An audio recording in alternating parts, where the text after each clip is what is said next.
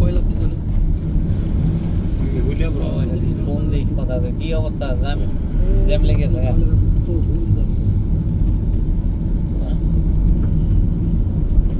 মূল ফাইলের জ্যাম করে লাগাইতে তো আচ্ছা আচ্ছা ঠিক আছে এই স্যারটা ফোন দিতেছে ওই যে মেইন দুইটা প্ল্যান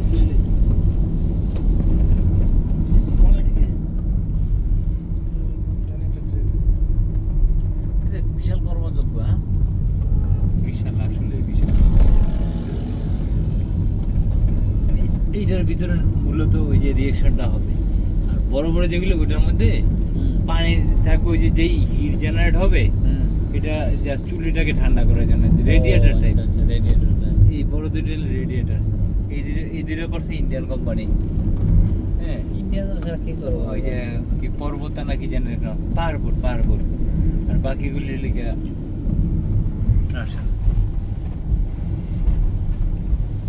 কবরস্থানটারে বাসায় রাখছে না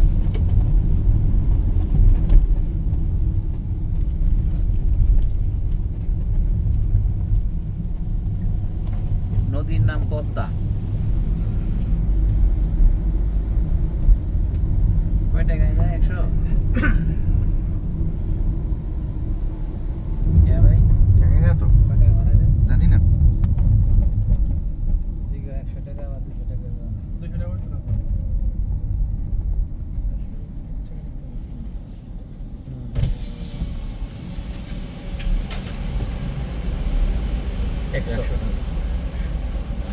জন্ম থেকে চলছি প্রথম থেকে 100 টাকা শুরু করছি বাড়াইলো না কেন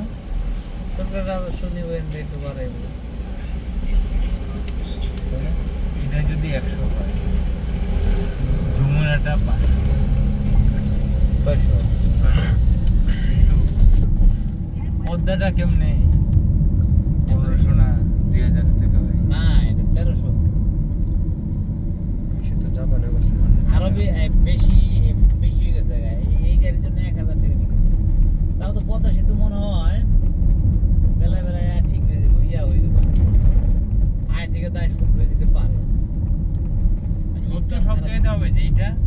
মানে যেই পরিমাণে ইনকাম আসার কথা শুরুতে সেটা খেয়ে বলে যায় 20 টাকার দোকান যদি আপনার 60 টাকা দিয়ে কিনেন এইখান থেকে দেখা যায় ওই রেডিয়েটরটা যেটা বললাম ঢাকা বাসে 2টা ছিল আর একটা মাত্র 4টা হ্যাঁ 4টা হয়ে গেছে চুলি 4টা আর হলো না চুলি আর হলো 4টা না জানিয়ে বেতন দিয়ে দিছে না থেকে 4টা ট্রায়াল বেসিসে চালাইছিল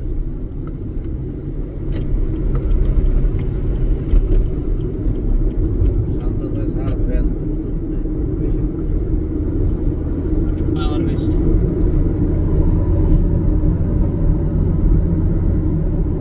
আগে ট্রেন শুধু এই পারটা এই জায়গা দিয়ে আসতে পারতো তাই না ব্রিটিশরা বানাই দিয়ে গেছে এইটা আর ওই যে আমাদের ভৈরব এই দুইটা দিয়ে এই নদীগুলো সব পার হয়ে যায় আর একটা ছিল বাদুরাবাদ ঘাট বগুড়াতে ওইটা দিয়ে একটা রেল ছিল ফেরি ছিল ওই 2-3টা করে বগি না নামাইতো এরপর আবার আবার নামতো করে খাটের লোড আনলোড করতেই মোটামুটি একটা ট্রেনের 8 ঘন্টা 10 ঘন্টা ছিল